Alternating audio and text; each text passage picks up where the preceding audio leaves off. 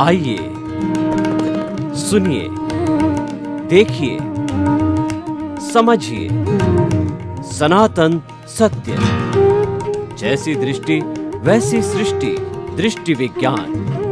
कुदरत, कुदरती रचना एवं कुदरत के कानून से शाश्वत सुख की प्राप्ति। जोधपुर के परम पूज्य महात्मा उपासक प्रोफेसर डॉक्टर सोहन राज तातेड़ के निर्देशन में सनातन सत्य। जैसी दृष्टि वैसी सृष्टि, दृष्टि विज्ञान।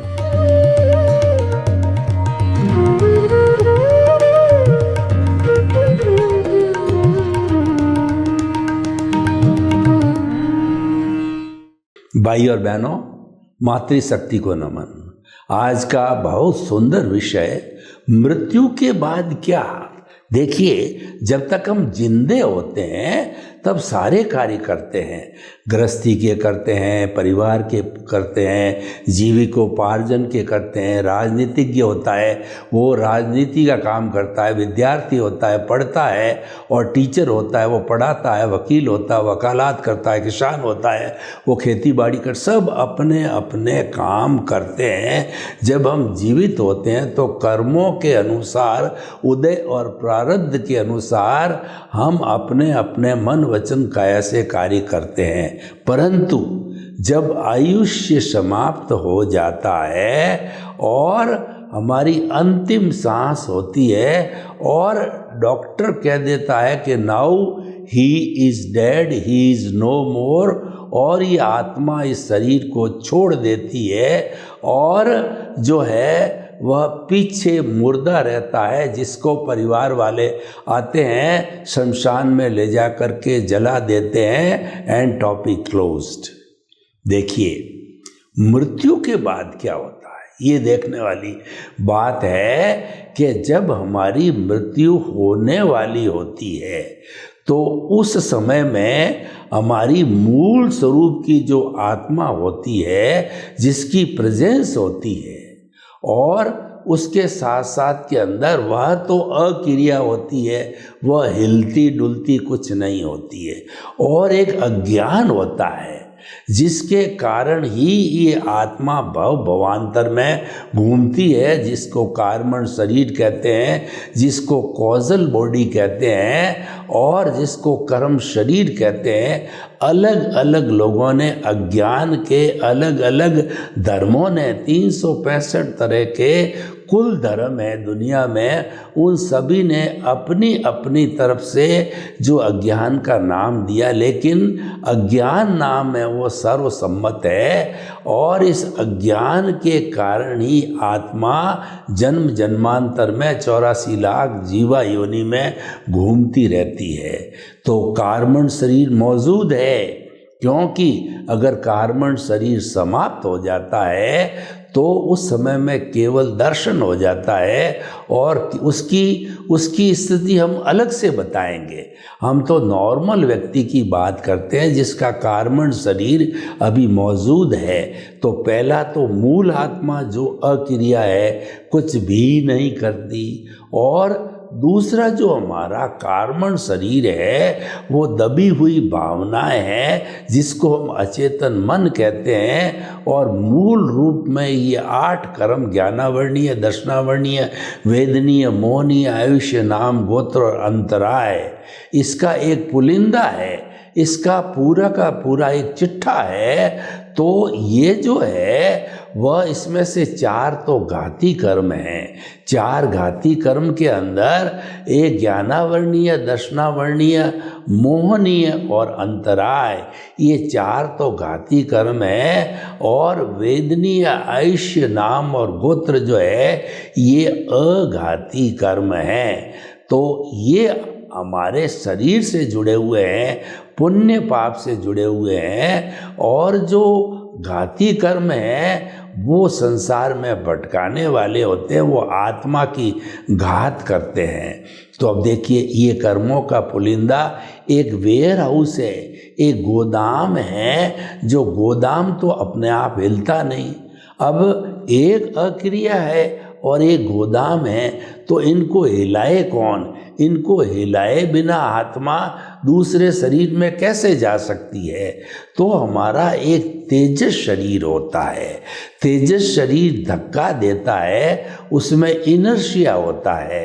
तो तेजस शरीर जो है मूल स्वरूप की आत्मा को और जो कार्बन शरीर है हमारा, इन दोनों को धक्का देता है, जिसको मोमेंट ऑफ इनर्शिया कहते हैं। इस धक्के से आत्मा जो डेड बॉडी में से निकल करके बाहर जा करके और अधिकतम 4 समय यानी पलक झपकते हैं, उसके अंदर जो है असंख्य समय निकल जाते हैं। ये समय की छोटी से छोटी इकाई है, ये छोटी सी छोटी यूनिट है, यानी नेग्लिजिबल टाइम के अंदर आत्मा, कर्म शरीर और तेजस शरीर जाकर के जहाँ पर उनका आयुष्य निर्धारित है, वहाँ जाकर उसकी माँ की कोख के अंदर तीनों चले जाते हैं और ये अधिकतम 4 समय लेते हैं। अगर मनुष्य गति सेम गति में जाने वाला होता है तो 1 समय लेता है, और जो है वो अपने मृत्यु के समय में, और अगर 1 समय है तो जन्म लेने के समय में, दोनों समय में ये अनाहारक रहता है, आहार नहीं लेता है। उसको आवश्यकता नहीं कि सीधा इधर से उधर चला गया, यानी कोई बैंड नहीं है। जब बैंड होता है तो हमारे इस कर्म शरीर आत्मा को और तेजस शरीर को जो है खुराक की आवश्यकता होती है, क्योंकि खुराक साथ में नहीं जाती है तो आवश्यकता होती है, तो वह आहार लेता है, वो आहारक कहलाता है। तो देखिए कि 1 समय तो हमने बता दिया सेम गति। उसके बाद के अंदर अगर मान लीजिए मनुष्य गति से जो है वो देव गति के अंदर जाने वाला होता है तो वो 2 समय में पहुंच जाता है, क्योंकि उच्च गति है, ज़्यादा समय नहीं लेता है। तो 2 समय के अंदर, दूसरे समय के अंदर जब वो देवलोक के अंदर जन्म लेते हैं तीनों मिलकर के, तब जो है वो आहारक होते हैं। अब उसके बाद के अंदर क्या है कि तीसरी गति जो है वो तिर्यंच गति कहलाती है। अगर आयुष्य का बंध तिर्यंच गति का है तो उस बैंड को पार करके और तीसरे समय में जाकर के, और तिर्यंच है घोड़ा, गधा, ऊंट, बैल या जो भी पशु पक्षी है उसके अंदर जन्म लेता है। और अगर उसका आयुष्य जो नरक का हो तो उसके अंदर 2 बैंड लग जाते हैं। 2 बैंड लग करके, 2 बैंड का मतलब जो पहला जो है जहाँ एंड होता है, फिर दूसरा जहाँ एंड होता है, और जो है वहाँ तीसरे के अंदर तो चला ही जाता है वो उस माँ के पेट के अंदर। और जब अगर नरक गति होती यानी पाप बहुत ज़्यादा किए होते हैं तो 3 बैंड के साथ में जो है वह जाकर के और नरक गति के अंदर वह जीव जन्म ले लेता है। पहले बैंड के अंदर, दूसरे बैंड में और तीसरे बैंड के अंदर, पहले में आहार लेता है, दूसरे में नहीं लेता है, और तीसरे में आहार लेता है। और ये टाइम बहुत नेग्लिजिबल होता है, वहाँ पर जाकर के जन्म ले लेता है। अब जन्म कैसे होता है कि जिस व्यक्ति का जो है लेशिया में जीव मरता है, उसी लेशिया के अंदर जीव जन्मता है। यानी कि मान लीजिए किसी व्यक्ति का डेड बॉडी होने का टाइम आ गया है, मरने का टाइम आ गया, आयुष्य समाप्त होने का टाइम आ गया है, तो अंतिम जो है अंतर मुहूर्त के अंदर उसको धुंधला धुंधला मालूम पड़ जाएगा कि मेरा जन्म किस गति में होने वाला है, मनुष्य में है, नरक गति में है, तिर्यंच गति में है या देव गति के अंदर है। क्योंकि जैसे अच्छे काम किए होते हैं तो मनुष्य गति और देव गति मिलती है, और बुरे काम किए होते हैं तो तिर्यंच गति और जो है नरक गति मिलती है। तो वो उसको धुंधला धुंधला मालूम पड़ जाता है, क्योंकि जीव जिस लेशिया मतलब भाव, जिन भावों में मरता है उसी भावों में जन्मता है उसकी जानकारी लास्ट वाले अंतर मुहूर्त में शरीर छोड़ते समय, अंतर मुहूर्त का अर्थ होता है कि मिनिमम एक टाइम और मैक्सिमम 48 मिनट, उस वक्त उसको मालूम पड़ जाता है कि मेरा जन्म कहाँ पर, मतलब कौन सी गति के, धुंधला धुंधला स्पष्ट नहीं होता है, क्योंकि वो तो अभी तक जन्मा ही नहीं है तो स्पष्ट कैसे होगा। तो इस तरीके से होता है। और दूसरा देखिए कि ये फाइनल जो बंद होता है आयुष्य का गति का, तो उसके लिए दो परंपराएं चलती है। एक जैन धर्म की परंपरा ये कहती है कि जो वर्तमान का जीवन है, तो मान लीजिए कि इस जीवन के अंदर जो है हमारा 90 ईयर्स की उम्र है, तो 2/3 का मतलब 60, पहला जो है वो आयुष्य का बीज पड़ता है, वो 60 ईयर की संपन्नता होने पर प्रथम अंतर मुहूर्त के अंदर जैसे लेशा होती है, जैसे भाव होते हैं, जैसी भावना होती है, उसके अनुसार आयुष्य का कर्म बंद हो जाता है। और जो है आयुष्य का कर्म बंद होता है। और अगर स्पष्ट बंद हो जाता है तो एक परंपरा तो ये कहती है कि स्पष्ट बंद हो गया तो पिछले 2/3 ऐसे 8 चांस मिलते हैं। कर्म अगर आयुष्य बंद नहीं होता है तो दूसरे में, तीसरे में, चौथे में, फिर अंत मति सो गति लास्ट वाला होता है, उसके अंदर जो है वो तो बनता ही है, क्योंकि बिना आयुष्य बांधे, बिना रिजर्वेशन कराए व्यक्ति जो है वह रिटर्न टिकट का भी वापस आजकल रिजर्वेशन कराते हैं कि यहाँ से तो चला गया रिजर्वेशन होकर के, और फिर वापस आने का भी तो डेट होनी चाहिए। तो कहने का अर्थ होता है कि रिजर्वेशन होने, अगला जब रिजर्वेशन हो जाता है तभी वह ये शरीर छोड़ता है, कहने का अर्थ ये है। तो फिर जो है वो परंपरा कहती है कि पहला, दूसरा, तीसरा, 2/3 करते रहो, जिसमें स्पष्ट बंद हो जाता है। एक बार ही जीवन में आयुष्य का बंद होता है।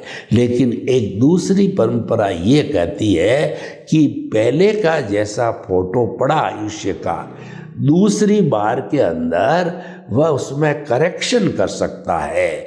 यानी कि जो करेक्शन कैसे किया जाता है कि मान लीजिए उसने कोई गलती करी और उसको जो है 3 का आयुष्य का बंद हो गया, दूसरी बार 2/3 का मतलब 60 के बाद के अंदर 2/3 हो गया, आगे का जो है 60 का 2/3 करो तो 60 का जो है वह 2/3 करके, इसका मतलब 80 ईयर्स के बाद में, 80 ईयर्स के बाद के अंदर वह जो है व्यक्ति का जो 60 का जो है 2/3 हो गया, वो 30 और जो है वो फर्स्ट 60, तो ऐसे करके और 2/3 के ऊपर जो है उसके आयुष्य का, फिर अगर वो करेक्शन करता उसके अंदर कि 84 लाख जीवा योनि से वो क्षमा याचना करता रहता है, गलती हो गई, मुझे क्षमा करो, तो क्योंकि अभी वही आत्मा और वही शरीर है, अभी शरीर नहीं बदला, आत्मा तो बदलती नहीं है, शरीर नहीं बदला, तो वो करेक्शन हो जाता है। तो करेक्शन होने पर दूसरे चांस के अंदर वो करेक्टेड आयुष्य बंद करता है। मान लो पहले 3 का हो, अभी मनुष्य का कर लेता है, फिर इसी तरीके से तीसरा अटेम्प्ट, चौथा अटेम्प्ट, 5वां अटेम्प्ट, उसमें करेक्शन होते रहते हैं। और करेक्शन होते होते अंत समय के अंदर, क्योंकि रिजर्वेशन होना ही है, अब ये शरीर छूटना ही है, तो उस वक्त जैसे भाव होते हैं उसके अनुरूप ही जो है उसका आयुष्य का बंद हो जाता है। तो भाई और बहनों, दोनों परंपराएं हैं, लेकिन कुल मिला के बात यह है कि आयुष्य का बंद होने के बाद ही ये आयुष्य समाप्त होकर के अगला जब तक आयुष्य का बंद नहीं होता है तब तक ये शरीर, ये आत्मा इस शरीर को छोड़ नहीं सकती है, और वो होता ही है, क्योंकि इस आयुष्य का तो फिक्स है कि ये समाप्त होना है 90 ईयर का, जैसे अपन ने माना है, अपन को पता नहीं है कि कितना है, माना कि 90 ईयर का होते ही जो है वह समाप्त होना है, तो उसका नया भी जो है आयुष्य जो है बनना है। तो इस तरीके से ये निर्धारित होकर के उसके आयुष्य के साथ के अंदर सारा निर्धारित हो जाता है कि वो द्रव्य क्षेत्र काल भाव किन माता के पेट में जन्मेगा, किस क्षेत्र में जन्मेगा, इसको संयोग कहते हैं। और ये संयोग एक कुदरत जो है जुटाती है, क्योंकि आयुष्य समाप्त होते समय हमारी जो सारी कहना चाहिए कि जो हमने वर्क किया उसकी जो आंसर शीट है वह कुदरत के पास चली जाती है। तो कुदरत अब एग्जामिनर डेथ होते ही कुदरत के पास जाती है और कुदरत जो है उसकी मालिक बन जाती है, ड्यूटी ले लेती है। तो वह ड्यूटी लेने का मतलब वो संजोग जुटाएगी जो ये एक शरीर से दूसरे शरीर के अंदर जाता है, इसका नाम है अंतराल गति। तो ये गति देने वाला है वह कुदरत ही है, क्यों कुदरत जो है 6 द्रव्यों से बना हुआ है, जीव, अजीव और दूसरा जो है, तीसरा जो है गति सहायक। जो गति चाहिएगी अंतराल में वो कुदरत देती है, गति सहायक, स्थिति सहायक, समय और जो है हमारा आकाश। ये सारे जो है 6 जो कंपोनेंट्स है ये कुदरत के अधीन होते हैं, और 6 समवाय जहाँ होता है उसी को कुदरत कहते हैं। और ये कुदरत है, इनके 6 का जो है अवस्था बदलती है उसको कुदरती रचना कहते हैं। और जिस कानून पर ये 6 द्रव्य काम करते हैं वह कुदरत का कानून है। इसको कुल मिला के सनातन सत्य कहते हैं, यूनिवर्सल ट्रुथ, सार्वभौम सत्य और ultimate reality of the universe यही है। तो हमने जो है जिस माँ के पेट में जन्म लेना होता है वहाँ पर वो पहले ही निर्धारित हो जाता है। माता पिता, द्रव्य क्षेत्र मतलब स्थान, काल मतलब काल तो समय हो गई, उस समय में जन्म लेना, और द्रव्य क्षेत्र काल और भाव, भाव तो होते ही हैं कि मुझे जो है अब दूसरे शरीर में जाना है, क्योंकि वो तो जाना ही पड़ेगा, इस शरीर को छोड़ना है तो दूसरे शरीर में जाना है, तो भाव किए बिना तो जा नहीं सकते, तो भाव हो जाते हैं। तो द्रव्य क्षेत्र काल भाव जो है हमारी ये व्यवस्थित शक्ति देती है। तो उसके सहयोग से जो और कुदरत का विभाग है व्यवस्थित शक्ति है, साइंटिफिक सर्कमस्टेंशियल एविडेंसेज है, तो वह हमारे को स्थापित कर देती है उस माँ के गर्भ के अंदर, जिसमें उस प्राणी का जन्म लेना होता है, तिर्यंच होता है। तो उस कबूतरी के जिसमें भी जाना होता है उस मादा के गर्भ के अंदर। और देखिए जन्म भी हम आपको चारों तरह के जो जन्म है ना गति के वो बता देना चाहते हैं कि सबसे पहले मनुष्य गति को लेते हैं। तो मनुष्य गति के अंदर किसी भी जीव के साथ में जो है वो हमारी मूल आत्मा है जो कि मोक्ष स्वरूप है, और दूसरा जो है कार्बन शरीर है जो कि घुमाने वाला होता है, जो कारण शरीर कहलाता है, और तीसरा होता है तेजस शरीर, शक्ति देता है।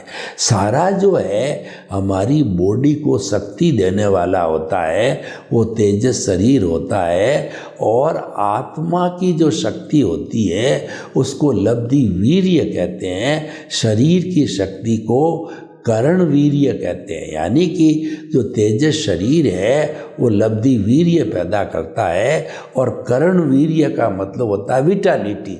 जैसे ये शरीर है ये शरीर खुद पैदा करता है मन वचन काया की क्रिया करने के लिए, तो विटालिटी पैदा होती है भोजन से और पानी से और सूर्य की जो गर्मी जिसको ताप कहते हैं, और उसके बाद में प्राण वायु ऑक्सीजन, चारों मिलकर के विटालिटी बनाते हैं। उसी से ही हमारे क्या हर प्राणी जिसके मन और जो है मन वचन काया होते हैं उसके हर प्राणी का जो है वो सारा वर्किंग जो है वो होता है विटालिटी से होता है, जिसको कर्ण वीर्य कहा जाता है। तो भाई और बहनों, हम आपको बताना चाहते हैं कि ये कर्ण वीर्य के सहायता से हम सारी शरीर की गतिविधि करते हैं।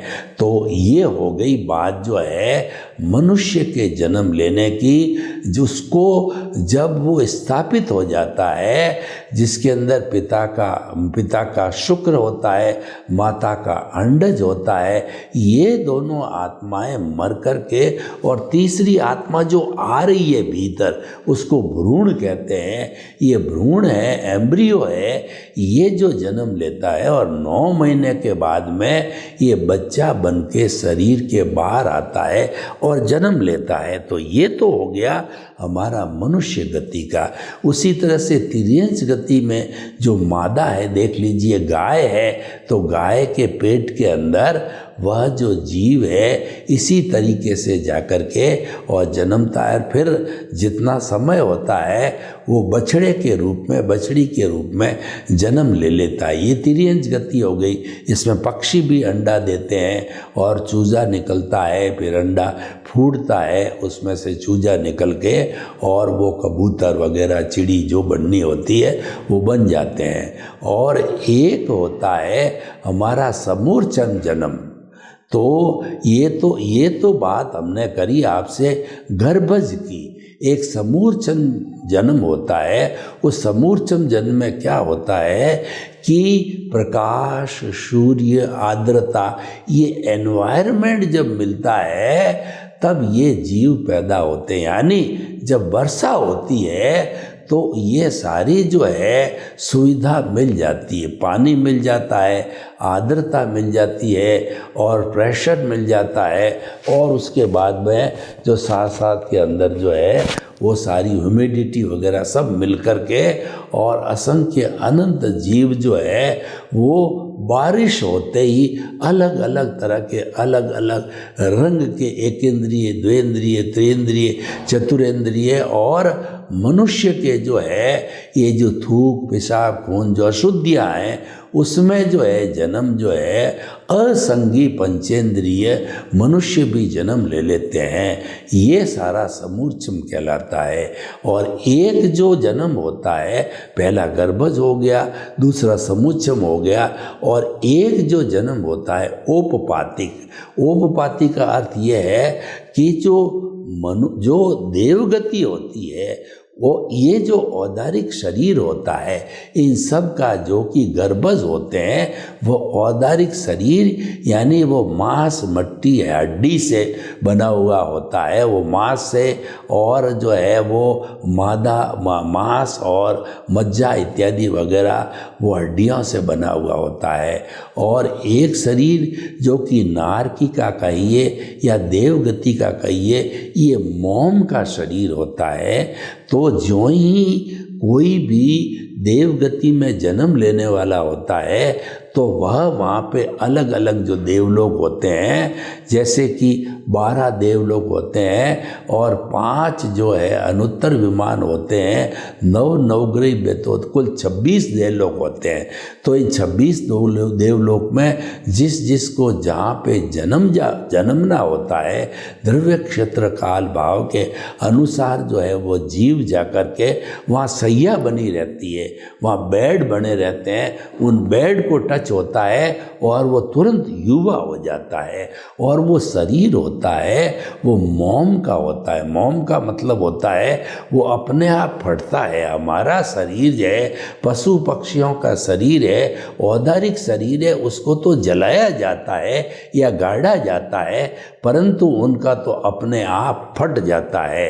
तो उसी तरीके से जो नारकिका की यही है, नारकी में जन्म लेते ही मोम का शरीर है वो फट जाता है। जब उसकी मृत्यु होती है उसको जो है कहा जाता है वह जो है वो हमारा औदारिक है और वो वैक्रिय शरीर कहलाता है 2 का। और शरीर कुल 5 तरह के होते हैं, औदारिक, वैक्रिय बता दिया हमने आपको। और ये चीज़ें सब जुड़ी हुई है क्योंकि ये मृत्यु के बाद अंतराल गति होती है। अगले जन्म मृत्यु और जन्म के बीच की हम स्थिति बताते हैं तो उसमें सारी किस्म भी बताना ज़रूरी होता है।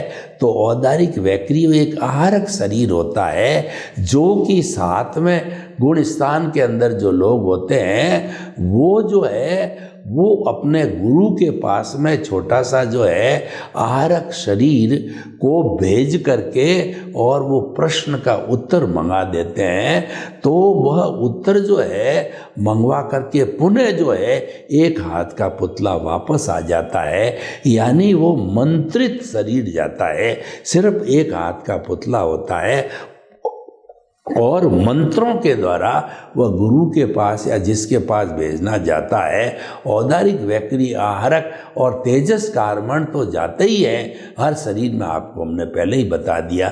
तो इस तरीके से अंतराल गति के माध्यम से यहाँ से मृत्यु हुई और 1 से 4 समय में जैसी बंद हुआ है आयुष्य का, वहाँ जाके जन्म ले लेता है। तो मृत्यु के बाद का सारा लेखा जोखा हमने आपको बताया। सर्वे भवन्तु सुखिनः सर्वे सन्तु निरामया। लोक के जीवों को सुख मिले, शांति मिले, आनंद मिले, प्रेम मिले, सौहार्द मिले और सभी हम जीवन में अच्छे कार्य, परोपकार के कार्य करके और अच्छा जन्म लें। आपके प्रति मंगल भावना। ओम शांति।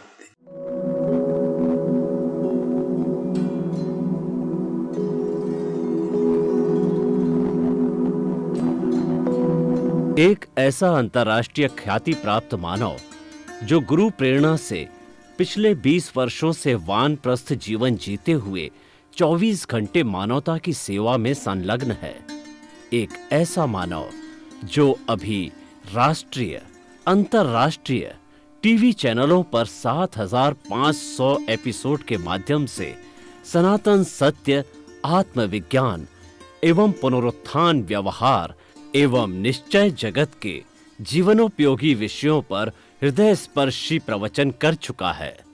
उस मानव का नाम है महात्मा उपासक प्रोफेसर डॉक्टर सोहन राज तातेड़। प्रोफेसर तातेड़ द्वारा योग, दर्शन, शिक्षा विषयों पर रचित पीएचडी स्तर के 250 शोध ग्रंथ भारत के 100 प्रतिष्ठित विश्वविद्यालयों में शोधार्थी पढ़ रहे हैं तथा वे सभी शोध ग्रंथ वहां की सेंट्रल लाइब्रेरियों में उपलब्ध हैं। महात्मा सोहन राज ने अभी तक हजारों स्कूलों, कॉलेजों, विश्वविद्यालयों एवं संस्थाओं में सेमिनार, वर्कशॉप, कैंप लगाकर लाखों विद्यार्थियों को योग, दर्शन, शिक्षा का प्रशिक्षण देकर उन्हें सुसंस्कारित किया। डॉक्टर तातेड़ ने भारतीय संस्कृति उत्थान के 4000 से अधिक समसामयिक विषयों पर आर्टिकल लिखकर ऑनलाइन जर्नल, पत्रिकाओं, वेबसाइट्स पर प्रकाशित किया, जिसका उपयोग लाखों पाठक कर रहे हैं। उपासक तातेड़ के 5000 से अधिक आज का सुविचार, आज का शुभ संदेश, आज का मंगल भावना योग आदि चिंतन websites, Twitter, blogger, Facebook, YouTube माध्यमों से लाखों लोग अपना जीवन निर्माण कर रहे हैं। मानवता के मसीहा ऐसे महामानव महात्मा सोहन राज तातेड़ के प्रोफाइल को अभी तक विश्व के 20 लाख दर्शक यूट्यूब पर, 12 लाख गूगल पर एवं लाखों दर्शक फेसबुक, ब्लॉगर, ट्विटर और इंस्टाग्राम पर देख चुके हैं।